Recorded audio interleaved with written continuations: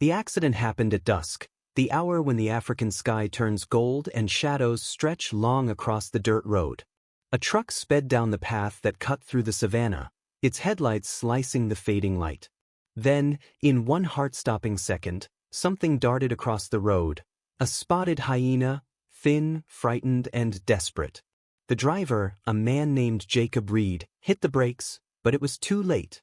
The sound of impact echoed through the still evening air. The truck swerved to a stop, dust rising like smoke around it. Jacob stepped out, his chest tight, his breath shallow. His heart sank when he saw her, the hyena lying motionless on the side of the road.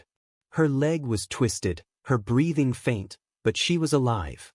And in that moment, something inside him shifted. He couldn't just walk away. What he didn't know was that this one decision, to stop, to help, would change everything. Because the creature everyone feared, everyone mocked, would soon teach him what real forgiveness looks like. Before we begin, make sure to subscribe to the channel, like this video, and turn on notifications, so you don't miss the most emotional, true-to-life animal stories that show how compassion can change the world. This is the story of a man who hurt what he feared, and then spent every day trying to save it. This is the story of Jacob and Mara, the hyena who refused to die. The wheels screeched against the dirt, gravel spraying into the air like sparks. Jacob Reed's heart thundered in his chest as the truck came to a halt. For a moment, everything was still. The sun hung low, bleeding orange into the horizon, and the only sound was the steady tick of the cooling engine. Then came the sound that would haunt him for the rest of his life, a soft, pained whimper. Jacob's hands trembled as he stepped out of the cab, boots sinking into the dust. The smell of diesel hung thick in the air. His flashlight beam cut through the fading light, searching, until it found her. The hyena lay on her side just off the road, half hidden by the tall grass. Her fur was mottled with dirt and blood, her breaths shallow, rapid. Her leg, back right, was bent at an unnatural angle.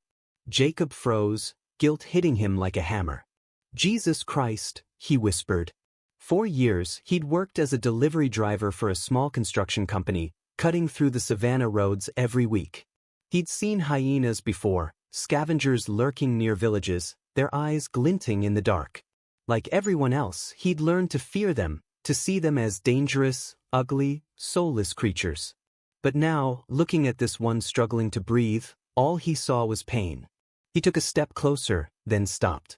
She raised her head weakly, baring her teeth in a warning growl that broke halfway into a cough. "It's okay," Jacob said softly, voice shaking. "I'm not gonna hurt you." He crouched, flashlight trembling in his grip. Her eyes caught the beam, golden, intelligent, terrified. Every instinct in him screamed to walk away, to let nature handle it. But something deeper, something he couldn't explain, anchored him there. He took off his jacket and laid it on the ground, slowly inching forward. "Easy now," he murmured. "It's gonna be all right."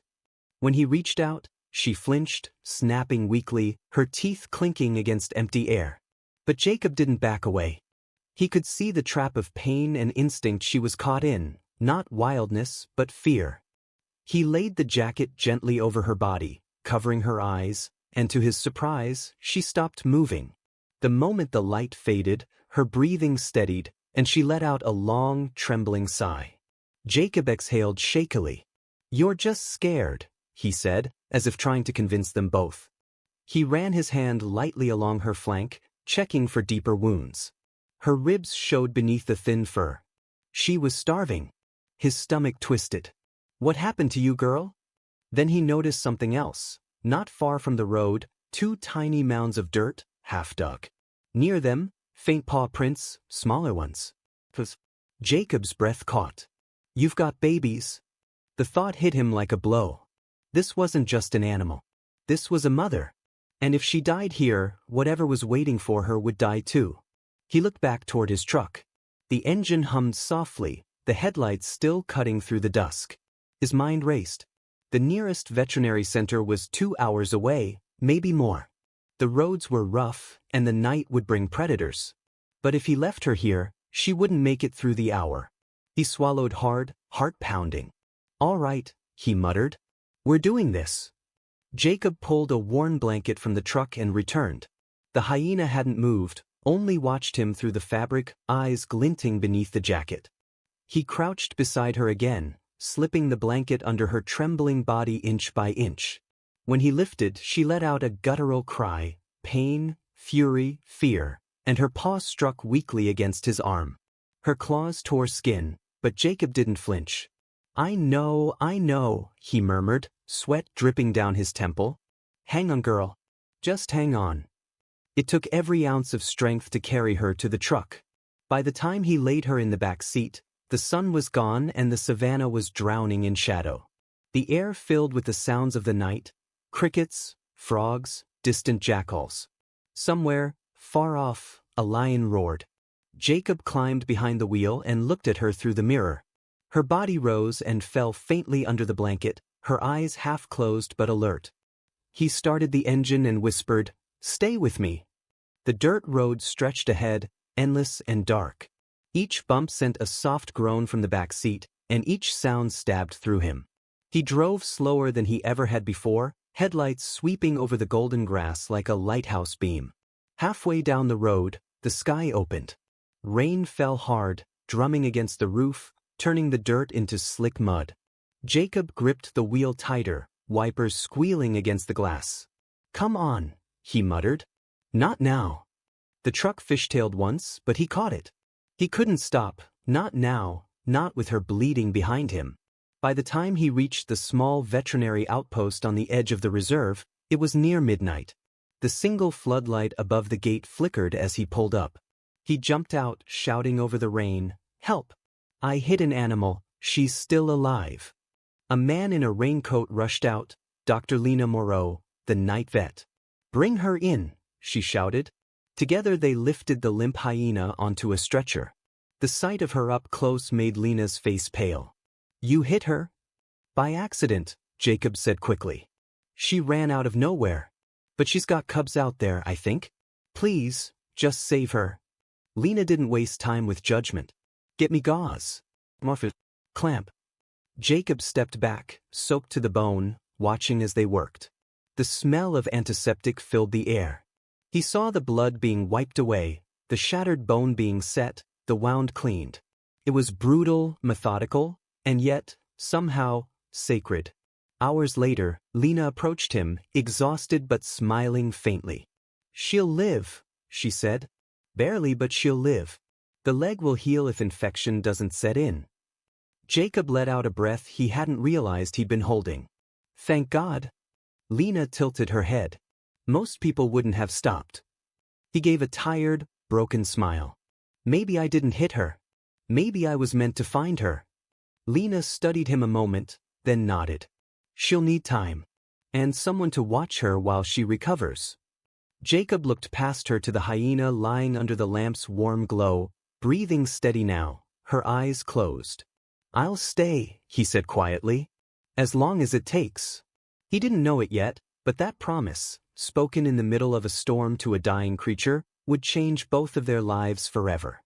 Morning sunlight broke through the gray clouds, cutting golden streaks across the clinic's small recovery room.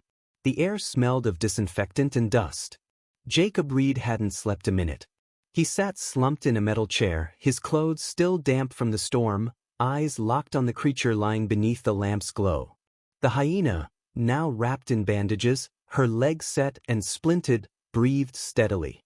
Her fur had been cleaned of blood, revealing the soft pattern of dark spots across pale, sandy hair. For the first time, Jacob noticed how delicate her face looked when she wasn't snarling or in pain. Her eyelids twitched as if trapped in a nightmare, but she lived. Dr. Lena Moreau entered quietly, holding a mug of coffee. "You're still here." Jacob blinked. "Couldn't leave." Lena smiled faintly, handing him the mug. "Her vitals are stable. The sedative should wear off soon. She'll wake up confused, maybe angry. You should keep your distance when that happens." He nodded but didn't move. "What do you think her chances are?" Lena sighed, leaning against the wall. "Physically? Hyenas are resilient, stronger than most animals I treat. But she's been through more than trauma. You saw her cub's tracks." Jacob nodded, his throat tight. "Yeah. Then she's not just healing from wounds. She's grieving. The words hit him harder than he expected. He looked at the hyena, at the rise and fall of her chest, and felt something stir deep inside. Guilt, yes, but also recognition. He'd lost before too. Lena picked up her clipboard. We'll need to move her to the wildlife reserve once she's stable enough. People don't take kindly to hyenas around here. People? Farmers. Villagers. They see her as a threat. I've had men shoot at animals just for wandering too close to their fences. Jacob frowned. She's not dangerous. She's just scared. Lena's expression softened. You know that. I know that. But fear makes people blind. Her words lingered after she left. Jacob watched the hyena, thinking of the narrow road, the flash of fur in his headlights, the terrible thud. If he'd been going slower, if he'd swerved sooner. The sound of movement broke his thoughts. The hyena stirred. Jacob sat up straight, holding his breath. Her eyelids fluttered open, revealing those sharp, amber eyes. For a moment, she looked disoriented, blinking against the light. Then her body tensed. The sound that came next was low and guttural, not a growl of rage, but a warning from a heart that remembered pain. Jacob raised his hands slowly. Hey, easy now. She tried to move, winced, then froze. The splint held her leg steady. She looked down, confused, then back at him, chest rising and falling in fast, shallow breaths. You're okay, he said softly. You're safe. The hyena's gaze darted around the room, walls, door, window. Trapped. She let out a series of short, broken whimpers that didn't sound like the monster laugh people always joked about. They sounded like heartbreak. Jacob swallowed hard. I'm sorry, he whispered. He didn't expect her to understand, but something in her eyes changed, a faint flicker, a question. She blinked once, then slowly laid her head back down. For the first time since the accident, Jacob exhaled. He stayed like that for hours, sitting quietly as the world outside woke up, chickens crowing, children shouting in the distant village, the hum of a new day. But peace didn't last long. By noon, the news had spread. A hyena, alive, at the clinic. Word travels fast in small towns, especially when fear is involved. Jacob was standing by the window when he saw the group of men approaching. 3 of them, armed with sticks and rifles, led by an older farmer named Caleb. Lena met them outside, her voice calm but firm. She's under medical care. You can't be here. Caleb spat into the dirt. That thing kills our goats. Laughs while it does it. You think I'm gonna let it live? Jacob stormed out before she could respond. You think killing her will bring your goats back? The men turned. Caleb sneered. You the one who hit it? Jacob stood tall. Yeah. Then you should have finished the job. Something inside Jacob snapped. You don't know what you're talking about. She's not what you think. Caleb stepped closer, his weathered face twisted with anger. She's a predator. Always will be. The only thing she understands is pain. Lena moved between them. Enough. This is a protected area. You want to hurt her, you'll go through me, and the law. The men hesitated, then backed off, muttering threats under their breath as they left. When they were gone, Lena turned to Jacob. You just made enemies. He stared toward the road, jaw tight. They were already enemies. They just didn't know it yet. That night, the clinic was quieter than ever. Lena went home to rest, leaving Jacob in charge of the night watch. The rain had stopped, leaving the air cool and heavy with the smell of wet earth. He sat by the cage, reading Elias Kova's old wildlife journal, a book he'd found earlier that day among the clinic's supplies.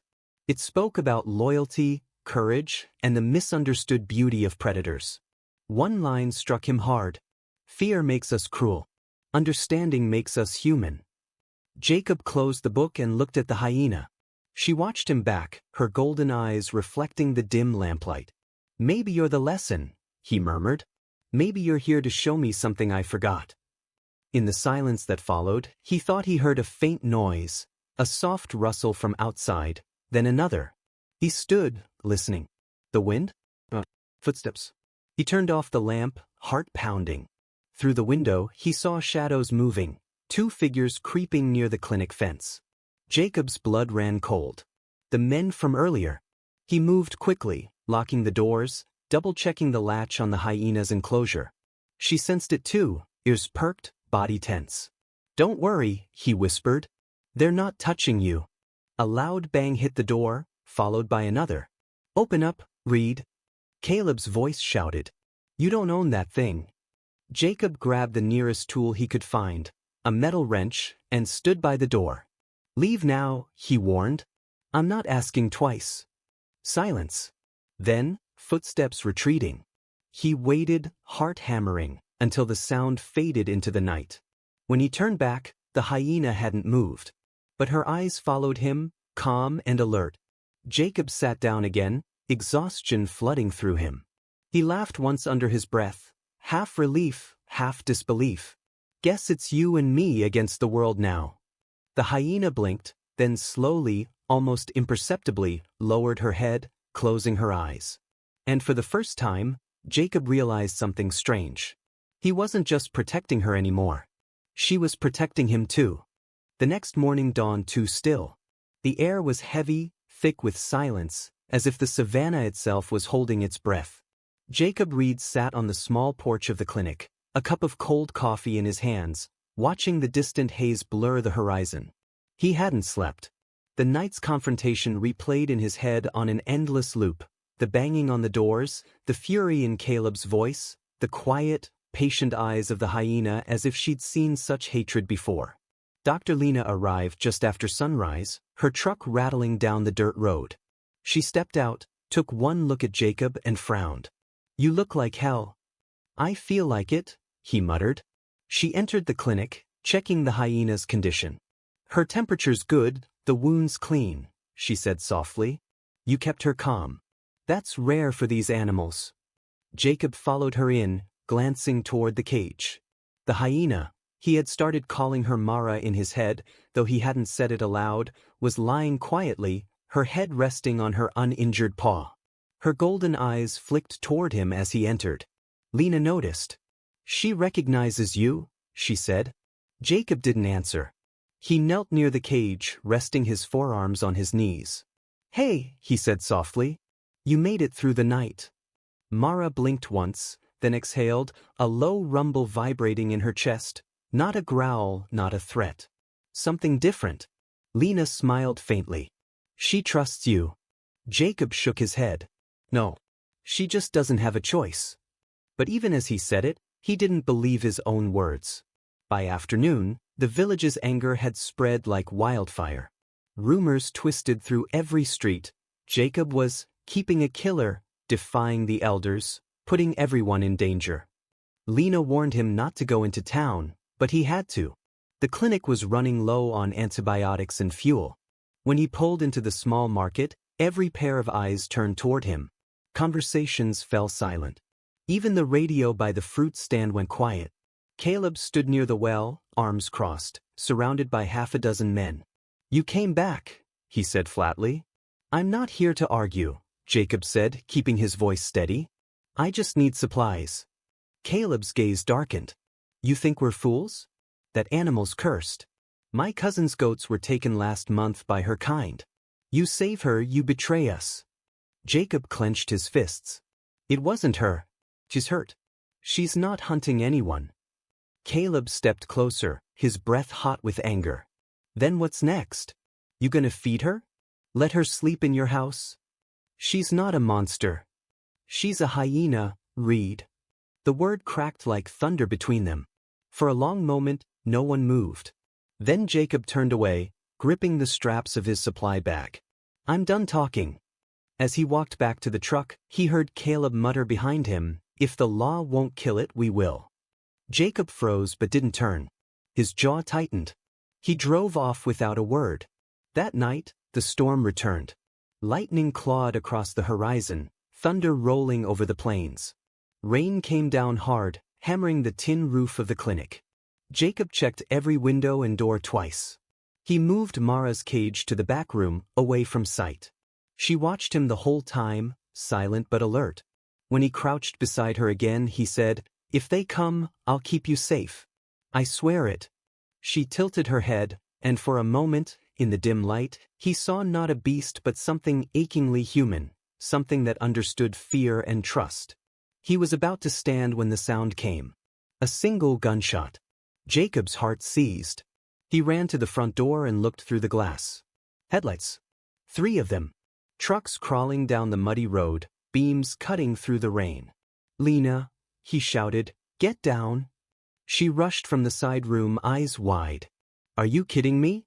Another shot rang out, splintering the wooden fence outside. Jacob ducked, pulling her behind a counter. "They're shooting blind." Lena's voice trembled. "We have to call the Rangers." "I already did," Jacob said, fumbling with his phone. "But they're 40 minutes out." A third shot. This one closer.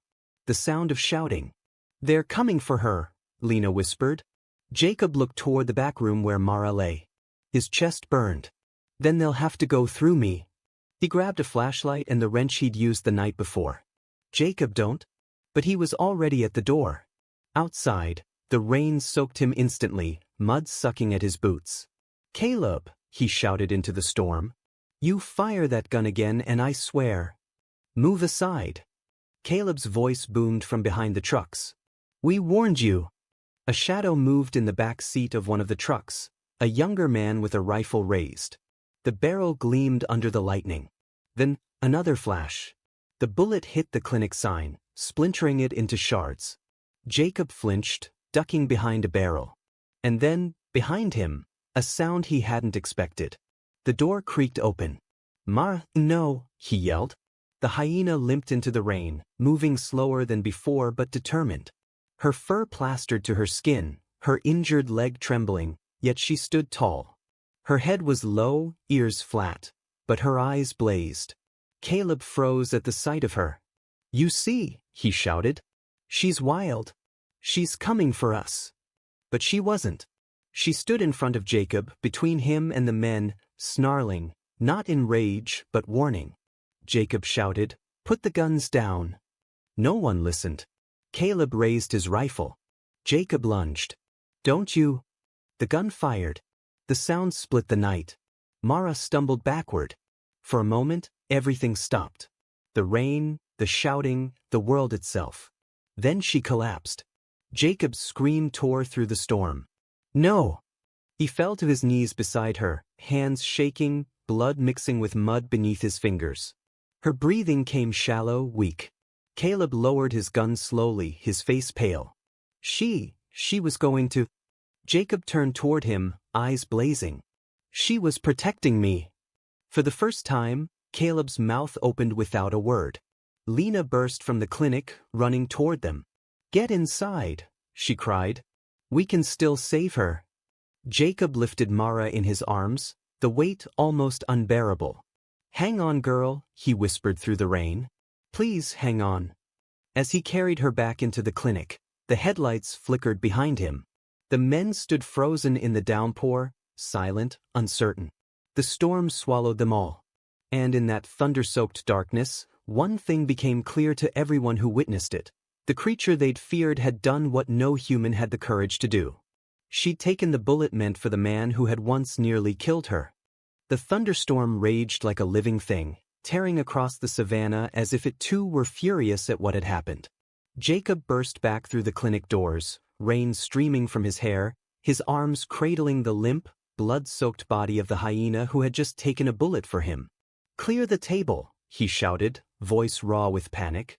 Lena swept medical tools aside, her hands already reaching for gauze and forceps. "Put her here now." Jacob laid Mara gently on the metal table. Her fur was slick with rain and blood, her chest rising in shallow, uneven gasps. Her eyes fluttered open for a second, one golden, one clouded with pain. She looked at him, her gaze foggy but aware. Then her head sagged back. "No, no, no. Stay with me." Jacob pressed his hands to the wound just below her ribs. The blood seeped through his fingers, hot and unstoppable. "You're not dying tonight. Not after everything." "Move." Lena barked, pushing him aside. She worked fast, fingers steady, eyes sharp with determination. The bullet went clean through. If it missed the lungs, she has a chance. Please, Jacob whispered, backing away, his heart hammering. She saved me. Outside, the storm battered the roof like war drums. Lightning flashed through the window, illuminating Lena's hands working with grim precision. She stitched the wound closed while the generator hummed weakly in the corner. Every few seconds, Mara's chest stilled, then shuddered back to life. Come on, girl, Jacob said, kneeling beside her. Fight. You've been fighting all your life. After what felt like hours, Lena finally pulled her blood-stained gloves off and exhaled. She's alive, she said softly. Barely, but she's alive. Jacob's body sagged with relief. Thank God. Lena gave him a long look. You realize what she just did, don't you? He nodded slowly, his eyes never leaving the unconscious hyena. She took a bullet meant for me. Lena shook her head, all flickering across her tired face. I've worked with animals my entire life. I've seen loyalty. I've seen fear. But this, she looked at Mara, this is something else. Jacob stayed beside the table for the rest of the night, his hands resting lightly on her fur as the rain eased into a soft, steady drizzle. He listened to her breathing, shallow but steady, and felt something shift deep within him. He wasn't the same man who had hit her on that road. He wasn't even the same man who'd carried her bleeding body here days ago. He was something else now, something humbler, smaller, truer. By morning, the storm had passed, leaving behind a washed-clean world. The savannah shimmered under the soft gold of sunrise. Birds called tentatively from dripping trees. Jacob stood outside the clinic, staring toward the road that led back to the village. The tracks from the men's trucks had already begun to fade in the mud. The anger they'd carried had been swallowed by the rain. Lena joined him, her hands wrapped around a steaming mug of tea. They won't come back, she said quietly. Not after what they saw. They'll talk, Jacob muttered. They'll twist it into something else. Maybe, she said. But a few of them saw the truth. You saw Caleb's face. Jacob thought of the older man, standing frozen in the rain, rifle lowered, his eyes wide as the dying hyena had bared her teeth, not at him, but at death itself. He had looked terrified, but not of her. Of what she revealed. Lena turned toward the clinic door. She made them see her differently, even if they don't admit it. Jacob's voice cracked. She shouldn't have had to. For 2 days, Mara lingered between life and death. Her breathing was shallow, her pulse weak. Jacob never left her side. He cleaned her wounds, changed her bandages, spoke to her softly through every long night. Remember what I said? He whispered once, his voice hoarse. You're not dying here. Not like this. Not because of them. Sometimes he thought she heard him. Her ear would twitch, or her paw would shift slightly, as if responding to his voice. On the third night, while Jacob dozed in the chair, he woke to the sound of movement. He blinked, disoriented, then froze. Mar was trying to stand. Her front paws trembled, slipping on the blanket. Her hind leg shook violently under her weight. But she pushed anyway, her teeth bared not in aggression but in raw effort. Hey, easy, Jacob said, rushing to her side. You're not ready yet. She ignored him, forcing herself up until she was half standing, panting, swaying. Her eyes met his, fierce, defiant, alive. Lena entered, drawn by the noise. When she saw Mara standing, she stopped dead. Unbelievable. Jacob's voice was low. She won't give up. Mara's strength gave out seconds later. Her legs buckled and she slumped back down. Jacob caught her gently, easing her onto the blanket. She gave a soft, exhausted groan, not of pain, but relief. He smiled faintly. You did it. You tried. Lena crouched beside them, her eyes shining. You realize what this means? She said. She'll walk again. Jacob looked down at Mara, whose breathing had steadied once more. Then she'll be free. The next morning, the first visitors arrived, not with guns, but with curiosity. A small group of villagers gathered outside the clinic fence, murmuring among themselves. Children peeked through the gate, wide-eyed. Caleb was among them. His hat was pulled low, his expression unreadable. When Jacob stepped outside, The older man took a cautious step forward. "I heard she's still alive," he said quietly. Jacob nodded. "She is." Caleb looked down, kicking the dirt. Didn't think something like that could happen. Jacob studied him. "What? Compassion?" Caleb met his gaze. "No. Forgiveness." For a moment, neither man spoke. Then Caleb sighed. "You need help rebuilding that fence? I'll send some men." Jacob nodded slowly. "Thanks." As the villagers left, Jacob watched them go, feeling something impossible, a spark of hope. Inside the clinic, Mara raised her head as he returned. Her eyes followed him, calm and steady. Jacob knelt beside her, smiling softly. "You changed them, you know that?" She blinked, then let out a soft, low sound that almost resembled a sigh. "Yeah," Jacob said quietly. "You changed me too." He reached through the bars, resting his hand near her paw. To his surprise, she shifted slightly closer, the tips of her claws brushing his fingers, not in threat, but in trust. Outside, the sunlight grew brighter, spilling through the window and painting both man and hyena in gold. The clinic, once a place of fear and pain, now felt sacred, a quiet sanctuary where two broken lives had begun to heal. And though Jacob didn't yet know it, this was only the beginning. Because soon, the world beyond their small corner of the savannah would hear about the hyena who forgave the man who hurt her, and the story of Mara would echo far beyond the grasslands where it began. The savannah woke slowly that morning, painted in gold and mist. The clinic sat quietly beneath a lone acacia tree, its roof patched with metal, its walls carrying the scent of antiseptic and rain. Inside, the world was still, except for the faint rhythm of breathing. Mara's chest rose and fell in slow, steady motion. Her wounds had closed, her coat had begun to shine again, and her eyes, once clouded with pain, now glowed with life. But she no longer looked like a patient. She looked like what she had always been, Walt. Jacob sat near her enclosure, rubbing a hand over his stubbled jaw. He hadn't said it aloud yet, but both he and Lena knew what today meant. Mara was strong enough to leave. Lena entered carrying 2 mugs of coffee. "You didn't sleep," she said softly. "Didn't want to," Jacob replied. He looked through the bars, where Mara was standing now, weight balanced carefully on all 4 legs. "She's ready." Lena nodded. "The reserve team will be here by noon. They'll transport her deep into protected land. No hunters. No villages." He took the coffee and stared into it. "And know me." Lena hesitated. "You knew this day was coming." "Knowing doesn't make it easier."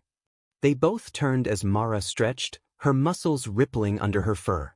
She looked at them, ears twitching, head tilted slightly. Her amber eyes were curious, calm, almost understanding. Lena smiled faintly. "You ever think she knows what's happening?"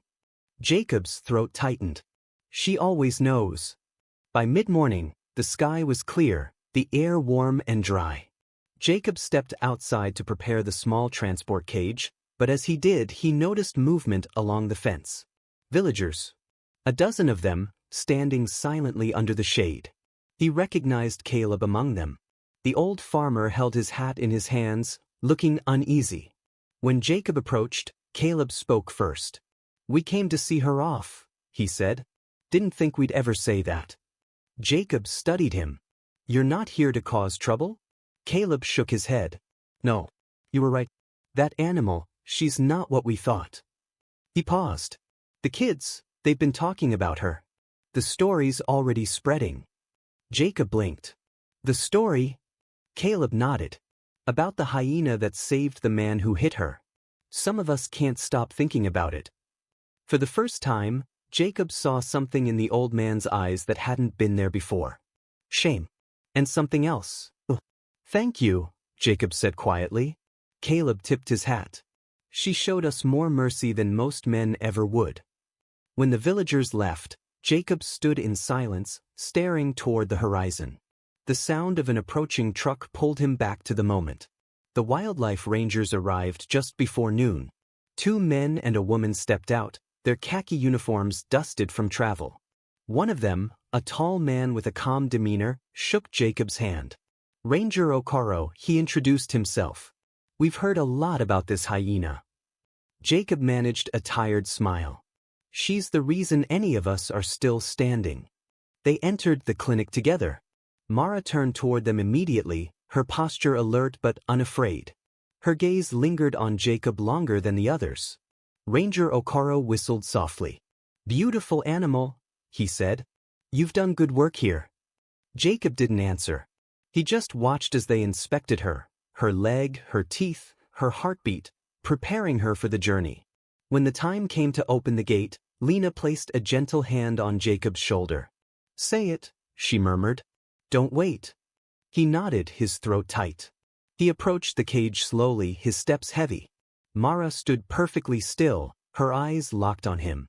"Hey girl," he said softly. "Looks like it's time." Her ears flicked forward. "You've got a whole world waiting out there.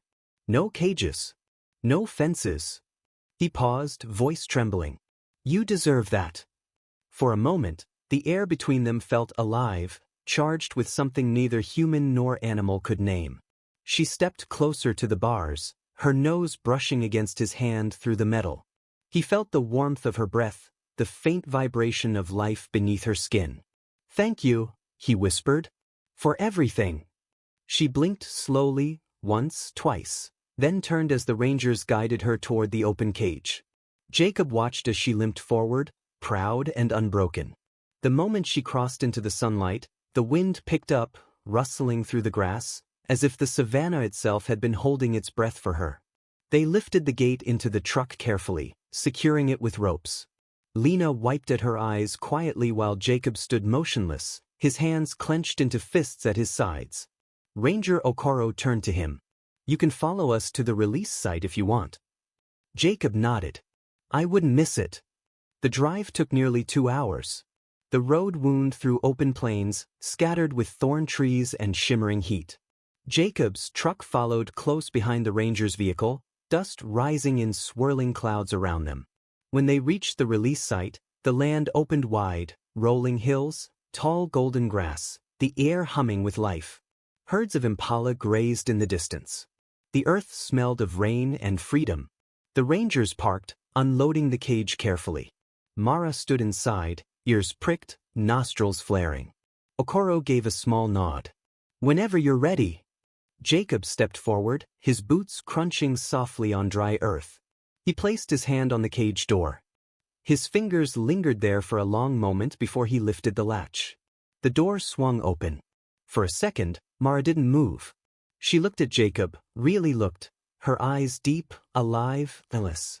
Then, with one final exhale, she stepped out. Her paws touched the ground softly at first, then firmly. She walked forward a few steps, turned once more to glance back at him, and then broke into a slow, uneven trot that grew steadier with each stride. Jacob felt his heart split in two, one half staying behind, the other running with her. She reached the ridge, stopped, and threw her head back. The sound that followed was unmistakable, a hyena's call, long and rising, but not laughter. It was a cry that carried across the plains, of triumph, of freedom, of life-defying death. Lena's hand found his shoulder. "She's saying goodbye," she whispered. Jacob nodded, eyes burning. "No," he said softly. "She's saying thank you." They watched her disappear into the tall grass, her spotted coat blending perfectly with the land that had made her. The savanna grew quiet again, save for the wind moving through the acacia trees. Jacob stood there long after the trucks had left, his boots planted in the dust, his gaze fixed on the horizon.